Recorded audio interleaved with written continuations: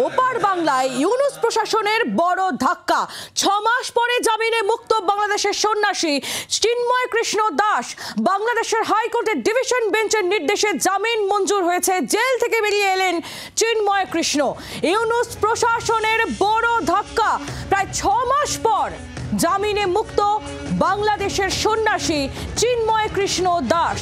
অয়ন ঘোষাল আমাদের প্রতিনিধি রয়েছেন আমাদের সঙ্গে টেলিফোন লাইনে। অয়ন, অবশেষে জামিনে মুক্ত হলেন চিন্ময় কৃষ্ণ দাস। অবশ্যই প্রায় 6 মাস জেলবন্দি থাকার পরে অবশেষে চিন্ময় কৃষ্ণ দাস তিনি জামিনে মুক্ত হলেন। আজকে বাংলাদেশের হাইকোর্ট সেখান থেকে তার যে বিভাগীয় বেঞ্চ চিন্ময় কৃষ্ণ দাসের জামিন মঞ্জুর করলো। জামিন মঞ্জুরের ক্ষেত্রে মূল যে যুক্তি কাজ করেছিল সেটা হচ্ছে চিন্ময় কৃষ্ণ দাস বাংলাদেশের জাতীয় পতাকার অবমাননা, দেশদ্রোহিতার মতো যে অভিযোগ তার বিরুদ্ধে করা হয়েছিল, কোনো অভিযোগই শেষ পর্যন্ত ধোপে টেকেনি আদালতে, এমনটাই মনে করছেন চিন্ময় কৃষ্ণ দাসের আইনজীবী রবীন্দ্রনাথ ঘোষ। তিনি তার যে প্রতিনিধি মারফত আজকে বাংলাদেশের হাইকোর্টে চিন্ময় কৃষ্ণ দাসের এই যে বেল পিটিশন, এই বেল পিটিশন ফরওয়ার্ড করিয়েছিলেন। এই গোটা যে আইনজীবীদের দল তারা মনে করছে যে কার্যত অযৌক্তিকভাবে চিন্ময় কৃষ্ণ দাসকে এতদিন কারাগারের অন্তরালে রাখা হয়েছিল।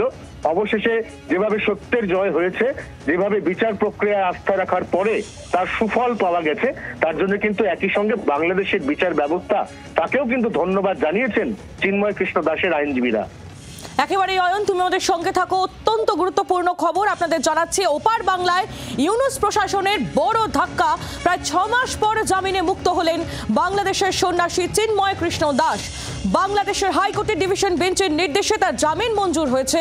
জেল থেকে বেরিয়ে এলেন চিন্ময় কৃষ্ণ। চিন্ময় কৃষ্ণ দাসের আইনজীবী তিনি কি বলছেন শোনাবো।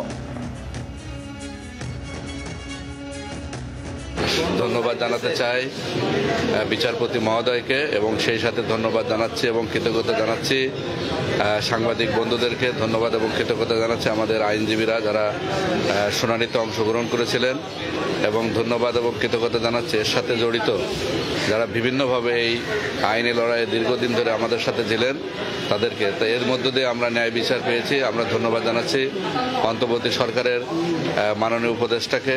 আমরা ধন্যবাদ এবং কৃতজ্ঞতা জানাচ্ছি সরকারের সকল উপদেষ্টাকে। আমরা ধন্যবাদ জানাতে চাই মহামান্য সুপ্রিম কোর্টের অ্যাটর্নি জেনারেল মহোদয়কে ধন্যবাদ এবং কৃতজ্ঞতা জানাচ্ছি। বাংলার আওয়াজ, বাঙালির আবেগ, জি 24 ঘন্টা।